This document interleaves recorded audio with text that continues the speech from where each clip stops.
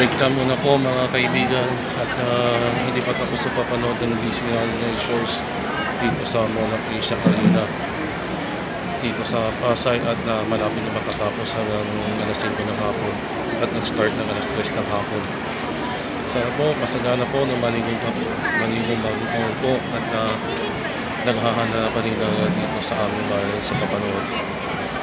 Sa wakas, pasensya na po, na off limits ako at na-bandit na po yun agad ng bawal muna ng mga digicamera, GDcam, mga digital camera, mga videocam at video camera, kahit ano dapat muna sa smartphone na lang pwede na gamitin.